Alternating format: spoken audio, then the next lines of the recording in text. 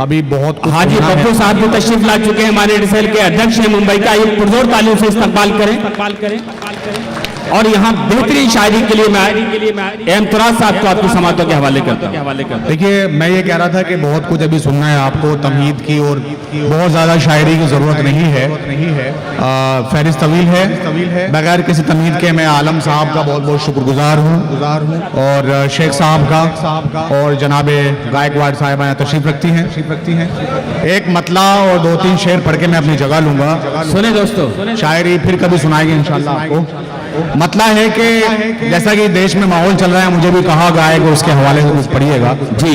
تو شعر دیکھیں کہ خوشی ہمدم اگر ہوتی ہمیں رونے کو کیا ہوتا، خوشی ہمدم اگر ہوتی ہمیں رونے کو کیا ہوتا، انہیں اگر پا لیا ہوتا تو پھر کھونے کو کیا ہوتا، کہنے بھائی واہ واہ واہ، انہیں اگر پا لیا ہوتا تو پھر کھونے کو کیا ہوتا، اور وہ ہم سے دور نہ ہوتے، ہم ان سے دور نہ ہوتے، یہ انہونی نہیں ہوتی تو پھر ہونے کو کیا ہوتا۔ کیا کہنے، واہ واہ۔ ایک شعر اور پڑھ کے میں اپنی جگہ لیتا ہوں۔ آج ماحول جیسا کہ ہم جانتے ہیں بہت غمگین ماحول ہے، تو بس میں یہی کہنا چاہوں گا کہ قصہ بیان غم کا تبسم میں کریں گے، کیا بات، قصہ بیان غم کا تبسم میں کریں گے، ہم آج ذکر ان کا ترنم میں کریں گے۔ کیا کہنے، ارے پڑھیے غزل دیکھیے ہم سب میری پسند کی غزل، کہنے کی ضرورت نہیں ہے اور نہ زیادہ بولنے کی ضرورت ہے، آپ سب جانتے ہیں کیا ہوا ہے، کیسا ہوا ہے۔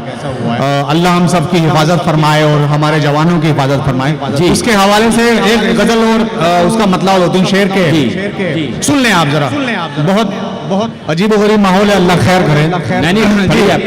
مطلع ہے کہ دل اور نگاہ بھی نہ رہے اختیار میں، دل اور نگاہ بھی نہ رہے اختیار میں، پتھر کا ہو گیا ہوں تیرے انتظار میں۔ کیا کہنے بھائی، واہ واہ واہ، بہت بہت شکریہ۔ شاعری بھی سنتے ہیں، مجھے بڑی خوشی ہوئی ہے مطلع پڑھ کے۔ دل اور نگاہ بھی نہ رہے اختیار میں، تو واقعہ یہ ہے، یہ شعر آپ کے حوالے سے، آپ کا شعر کہ چاہیں گے تم کو لوگ نباہیں گے کم مگر، چاہیں گے تم کو لوگ نباہیں گے کم مگر، ہم سا نہ ڈھونڈ پاؤ گے تم اس دیار میں۔ کیا کہنے، فراز صاحب آپ کا شعر صادق ہو چکا ہے، ایک نائب گائیکواڑ صاحب سابق MP تشریف لا چکے ہیں، اور یہ شعر یقینی طور سے آپ گائیکواڑ صاحب کے لیے پڑھیے۔ یہ شعر کے حوالے سے آپ سن لیجئے کہ پرزور تعلیم سے چاہیں گے تم کو لوگ نباہیں گے کم مگر، ہم سا نہ ڈھونڈ پاؤ گے تم اس دیار میں۔ کیا کہنے بھائی، اور اس غزل کا وہ شعر جس کے لیے میں نے غزل کہی ہے، اگر آپ نے سن لیا تو سنے دوستو، آگے بیٹھ جاؤں گا انشاءاللہ۔ سچی شاعری، رخ سے ذرا نقاب ہٹاؤ تو جشن ہو،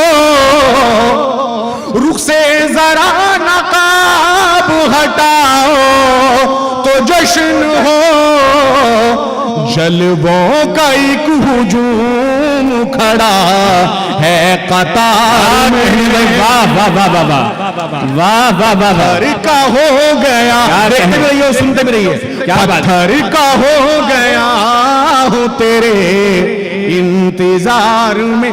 اس سے وقت بچے گا، میں گنت میں بہت اچھا رہا تھا اس لیے میں بتا رہا ہوں، میں پڑھتا رہوں گا کہ رخ سے دل اور نگاہ بھی نہ رہے اختیار۔ اور وعدوں کے حوالے سے آپ سے بہت سارے وعدے کیے جاتے ہیں اس اسٹیج سے اور دنیا بھر سے، اس وعدوں کے حوالے سے شعر، آخری شعر سن لیجئے کہ حالانکہ اس نے کوئی بھی وعدہ نہیں کیا، کیا بات، حالانکہ اس نے کوئی بھی وعدہ نہیں کیا، برباد ہم ہوئے ہیں مگر اعتبار میں۔ واہ واہ، کیا کہنے فراز صاحب، वक्त की कमी का एहसास इंशाअल्लाह फिर